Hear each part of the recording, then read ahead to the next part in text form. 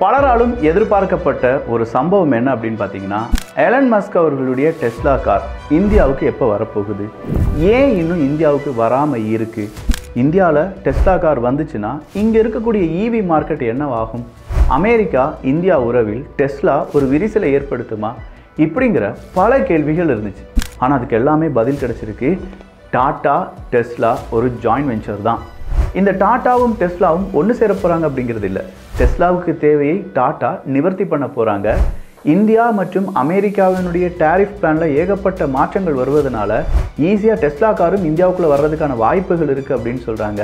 இப்போது Tesla காரினுடைய sales ரொம்பவே வீழ்ச்சி அடைந்திருக்கக்கூடிய நேரத்தில் இந்தியா மாதிரியான ஒரு பெரிய மார்க்கெட் டெஸ்லாவுக்கு கிடைக்கிறது ரொம்ப முக்கியமான விஷயமாகவும் கருதப்படுகிறது.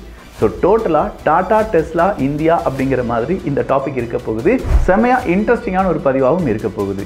அன்பு தமிழஞ்சங்களுக்கு தமிழ் பொக்கிஷத்தின் வணக்கங்கள்.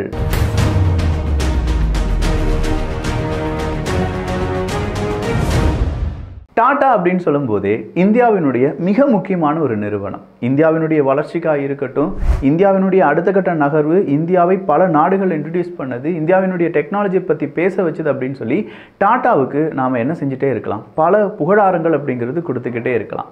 ஆனால் இப்போ நடந்திருக்கக்கூடிய ஒரு டீல் இருக்குது பார்த்தீங்களா, இந்தியாவில் இருக்கக்கூடிய டாட்டாவும் அதே நேரத்தில் அமெரிக்காவில் இருக்கக்கூடிய டெஸ்லாவும் இணைந்து ஒரு ப்ராஜெக்டை இனிஷியேட் பண்ண போகிறாங்க அப்படிங்கிற அந்த தகவல் கேட்ட உடனே நம்ம எல்லாருக்குமே ஒரு சந்தோஷம், இனம் புரியாத ஒரு சந்தோஷம் இருந்திருக்கும். ஆனால் என்ன, அந்த மனுஷன் உயிரோடு இருக்கும்போதே இதெல்லாம் நடந்திருந்தா இன்னும் கொஞ்சம் நல்லா இருந்திருக்குமே அப்படிங்கிற அந்த தோன்றலும் நமக்கு இருக்கத்தான் செய்கிறது.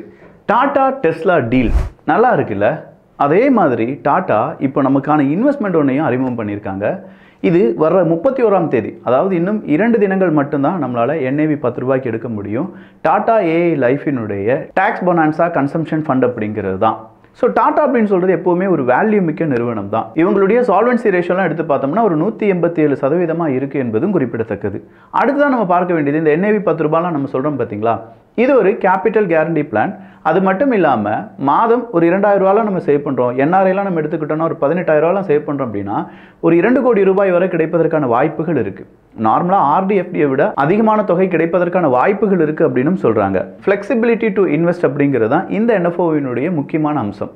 Large cap, mid cap, small கேப்ல எல்லாமே இந்த டைவர்சிஃபை அப்படிங்கிறத செஞ்சு நம்ம பணத்தினுடைய ஒரு போர்ஷன் அதில் போட்டு அதில் வரக்கூடிய ரிட்டர்ன் நமக்கு தராங்க.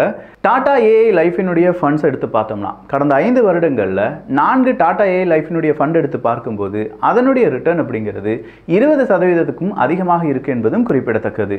லாஸ்ட்டாக இந்தியா கன்சம்ஷன் ஃபண்ட் அப்படின்னு சொல்றது இன்ஸ்பெக்ஷனுக்கு பிறகு கிட்டத்தட்ட 20.6% ரிட்டர்ன்ஸையும் 5 இயர் ரிட்டர்ன்ஸ் அப்படின்னு சொல்லி பார்க்கும்போது 27.6% இருக்கு. இதை பத்திலாம் மேலும் தெரிந்து கொள்வதற்கு கீழே இருக்கக்கூடிய லிங்கை நீங்க யூஸ் பண்ணிக்கலாம். நம்ம கட்டக்கூடிய மாதம் பிரீமியத்திலிருந்து 120 மடங்கு நமக்கு லைஃப் கவர் அப்படிங்கிறதும் கிடைக்கும். அது இல்லாம 10/10D வழியாக டாக்ஸ் பெனிஃபிட் அப்படிங்கிறதும் கிடைக்கும். ஆனுவல் பிரீமியம் 2.5 லட்சம் ரூபாய் வரை நமக்கு டாக்ஸ் பெனிஃபிட் இதனால் கிடைக்கும் என்பதும் குறிப்பிடத்தக்கது.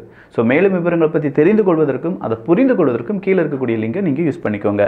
எலன் மஸ்க் அவர்களுடைய எலக்ட்ரிக் வெஹிக்கிள், அதுக்கு தேவையான சின்ன சின்ன எக்யூப்மெண்ட்ஸ், உதிரி பாகங்கள் அப்படிலாம் சொல்லுவோம்ல, இந்த உதிரி பாகங்களை இப்போ எலன் மஸ்க் அவர்கள் எங்கேருந்து கூடுதலாக இம்போர்ட் பண்ணிட்டு இருக்காரு அப்படின்னு பார்த்தா சீனா, தைவான் போன்ற நாடுகளிலிருந்து இம்போர்ட் பண்ணிட்டு இருக்காரு.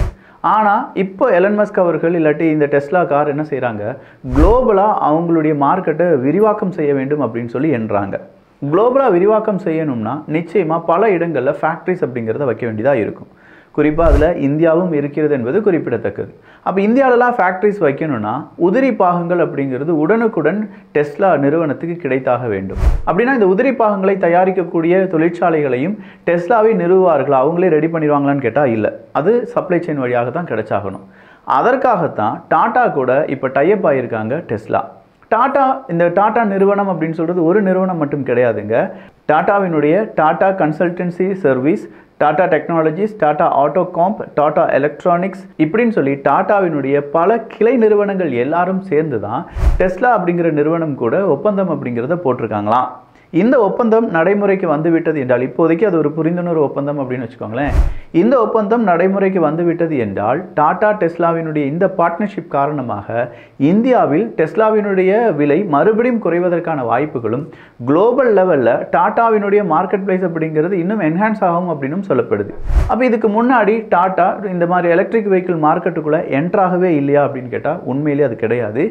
ஈவி மார்க்கெட்டை பொறுத்த வரைக்கும் டாடா வெளிநாடுகளில் பலவிதமான உதிரி பாகங்களை ஏற்றுமதி செய்தல் அப்படிங்கிறது வழியாகவே 2 பில்லியன் மார்க்கெட்டை கைக்குள்ளே வச்சிருக்காங்க. அப்போ இதுவரையிலும் டாடா எந்தெந்த பொருட்களை அதிகமான நிறுவனங்களுக்கு கொடுத்துருக்காங்க, நாட் டெஸ்லா கூட இப்போ தான் ஒப்பந்தம் போட போகிறாங்க. பல நிறுவனங்கள் கூட கேஸ்டிங்ஸுக்காக இருக்கட்டும், ஃபார்ஜிங்ஸுக்காக இருக்கட்டும், எலக்ட்ரானிக்ஸுக்காக இருக்கட்டும், ஃபேப்ரிகேஷன் பார்ட்ஸாக இருக்கட்டும், இந்த மாதிரியான பார்ட்ஸ் அப்படின்னு சொல்கிறது எல்லாத்தையுமே அமெரிக்காவில் இருக்கக்கூடிய கார் நிறுவனங்களுக்கு கொடுத்து 2024 மட்டுமே 2 பில்லியன் அளவுக்கான மார்க்கெட்டை ஹோல்டு பண்ணி வச்சுருக்காங்க.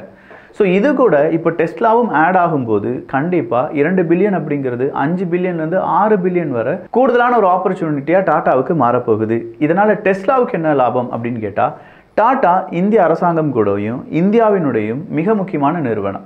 ஸோ அவங்க கூட இப்படி ஒரு டீலை நடத்திட்டாங்க அப்படின்னு சொல்லி டெஸ்லா நிறுவனம் அறிவிப்பை கொடுக்கும்போது நிச்சயமாக டெஸ்லாவுக்கான வரவேற்பு அப்படிங்கிறது அதிகமாக இருக்கும். அது மட்டும் இல்லாமல் எலன் மஸ்க் அவர்கள் ஒரு பக்கா பிஸ்னஸ்மேன். அப்போ இந்தியாவில் கிடைக்கக்கூடிய, இந்திய அரசாங்கம் கொடுக்கக்கூடிய இன்சென்டிவ்ஸாக இருக்கட்டும், டாக்ஸ் பெனிஃபிட்டாக இருக்கட்டும், பொட்டன்ஷியல் டியூட்டி வேவர்ஸாக இருக்கட்டும், இதெல்லாம் எப்படி இருக்க போகுது, இதெல்லாம் நமக்கு கம்மியாகுமா, எந்த வகையில் நமக்கு லாபம் அதிகமாக இருக்கும், எப்படி டெஸ்லா நிறுவனத்தை அதிகமான நபர்களிடம் கொண்டு சேர்ப்பது, இப்படிங்கிற திட்டத்தில் எலன் மஸ்க் அவர்கள் உட்பட அந்த டீம் இருப்பதாகவும் சொல்லப்படுது.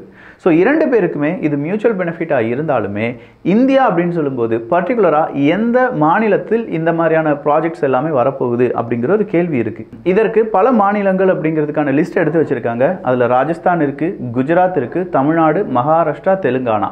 ஸோ இத்தனை மாநிலங்களில் ஏதாவது ஒரு மாநிலங்களில் டெஸ்லாவினுடைய நிறுவனம் வர்றதுக்கான வாய்ப்புகள் இருக்குது அப்படின்னு சொல்கிறாங்க. இப்படி ஒரு அக்ரிமெண்ட்டை டாட்டாவும் டெஸ்லாவும் எனேபிள் பண்ணிட்டாங்கன்னா இது ஒரு நான் டிஸ்க்ளோசர் அக்ரிமெண்ட்டாக தான் இருக்கும்.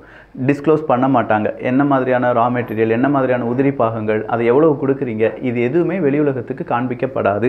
டெஸ்லாவினுடைய அக்ரிமெண்ட்ஸ் எல்லாமே இப்படி தான் இருக்கும் அப்படின்னு சொல்லி டெஸ்லா அவங்களுடைய விளக்கத்தையும் கொடுத்து விட்டார்கள். சரி, அப்போ டெஸ்லாவுக்கு தேவையான பொருட்கள் இந்தியாவிலிருந்து இல்லாட்டி இந்த டாடா நிறுவனத்திடம் இருந்து என்னெல்லாம் வேணும், என்னெல்லாம் அவங்க ட்ரை பண்ணுறாங்க அப்படின்னு கேட்டிங்கன்னா, அவங்க wiring harness, electric Motors, gear boxes, forged components, castings, sheet metal, sophisticated electronics, suspension system, electric power trains and ball and ceramic bearings, இது எல்லாம் தான் இப்போதைக்கு டெஸ்லாவுக்கு தேவைப்படக்கூடிய உதிரி பாகங்களாக இருக்குது. ஸோ இந்த மாதிரியான உதிரி பாகங்கள் இருக்கக்கூடிய நிறுவனங்கள் கூட டாடா என்ன செய்வாங்க, ஒருவேளை இந்தியாவில் இருக்கக்கூடிய நிறுவனங்கள் கூட கொஞ்சம் டைப் ஆவாங்க. அவங்களுக்கான ஒரு ப்ரோட்டோடைப்பை உருவாக்கி இந்த மாதிரி குவாலிட்டியில் எங்களுக்கு இது வேணும் அப்படின்னு சொல்லி டாடா நிறுவனம் பிற நிறுவனங்கள் கூட அக்ரிமெண்ட் போட்டு அதை வாங்கி டாடா நிறுவனம் ஒன்று ஓனாக மேனுஃபேக்சர் பண்ணுவாங்க. அப்படி இல்லைனா கிடைக்கக்கூடிய வெண்டாஸ் வழியாக கிடைத்து அதை யாருக்கு கொடுப்பாங்க, டெஸ்லாவுக்கு கொடுப்பாங்க. பட் இந்த இடத்துல 2 நிறுவனங்கள் தான் இங்கே அக்ரிமெண்ட்டை போட்டிருக்கிறதுனால மெஜாரிட்டி ஆஃப் ஸ்பேர் பார்ட்ஸ் எல்லாத்தையுமே ஒருவேளை டாட்டாவை உற்பத்தி செய்வதற்கான வாய்ப்புகளும் இருக்கின்றன. இது எல்லாமே சக்ஸஸ்ஃபுல்லாக நடந்துருச்சுன்னு வச்சுக்கோங்களேன், கண்டிப்பாக இது 2 நாட்டுக்கும் மிகப்பெரிய ஒரு உந்து சக்தியாக இருக்கும். மறுபடியும் நம்முடைய உறவை மேம்படுத்துவதற்கான ஒரு ப்ராஜெக்டாக இருக்கலாம். இது எல்லாமே சுமூகமாக நடக்க வாய்ப்புகள் இருக்கா என்று கேட்டால் நிறையவே வாய்ப்புகள் இருக்குது. அதுக்கு நான் முதலே சொன்ன மாதிரி டெஸ்லா நிறுவனத்தினுடைய சேல்ஸ் அப்படிங்கிறது ரொம்பவே கம்மியாக இருக்குது. அவங்களுக்கு இப்போ ஒரு பெரிய மார்க்கெட் தேவை. அந்த மார்க்கெட்டாக இந்தியாவை ஏன் அவங்க நினைக்கக்கூடாது? அந்த மார்க்கெட்டில் இன்னும் விலை கம்மியாக டெஸ்லா போன்ற கார்கள் கிடைக்கும் அப்படிங்கிறது நமக்கு தெரிந்த வகையில் கண்டிப்பாக இதற்கான பையர்ஸ் நிறைய பேர் இருப்பாங்க. ஸோ இந்தியாவில் நிறைய பேர் பணம் வச்சுருக்காங்க. அவங்களுக்கு டெஸ்லா கார் அப்படிங்கிறது ஒரு லக்ஸரி ப்ராடக்ட், ஒரு ஷோபீஸ் மாதிரி தான். ஸோ இந்தியாவில் இது சக்ஸஸ் ஆகிறதுக்கான வாய்ப்புகளும் இருக்குது. இந்திய அரசாங்கம் சார்பான நிறைய அவங்களுக்கான வேவியர்ஸ் எல்லாமே கிடைப்பதற்கான வாய்ப்புகள் இருக்குது. டெஸ்லாவுக்கும் இது ஒரு ஆடட் அட்வான்டேஜ் தான். நல்ல ஒரு ஆப்பர்ச்சுனிட்டியாக இந்த டாடா டெஸ்லா அப்படிங்கிற இந்த டாப்பிக்கில் பார்த்துருப்போம். ரொம்ப முக்கியமாக நான் முதலே சொன்ன மாதிரி டாடா ஏஐ லைஃபினுடைய டாக்ஸ் பொனான்சா கன்சம்ஷன் ஃபண்டை NAV 10 ரூபாய்க்கு வாங்குறதுக்கான கடைசி தினம் 31ஆம் தேதி. இன்னும் 3 தினங்கள் மட்டும்தான் இருக்குது. மேலும் விவரங்களுக்கு கீழே இருக்கக்கூடிய லிங்கை யூஸ் பண்ணி தெரிஞ்சுக்கோங்க. ஸோ டெஸ்லா, டாடா இவங்களுடைய இந்த ப்ராஜெக்ட் நல்லா நடக்குமா, இல்லை இதுக்கு பின்னாடி ஏதாவது பிரச்சனைகள் வருமா, அதையும் மீறி 2 அரசாங்கத்துக்கு இடையே இது ஒரு நல்லுறவை ஏற்படுத்தும் அப்படிங்கிற உங்களுடைய கருத்துக்கள் இங்கே வரவேற்கப்படுகின்றன. எல்லோரும் தமிழ் பொக்ஷத்தில் இணைந்திருங்கள். நல்லதை பகிர்ந்து நல்ல சமுதாயத்தை உருவாக்குவோம். நன்றி, வணக்கம்.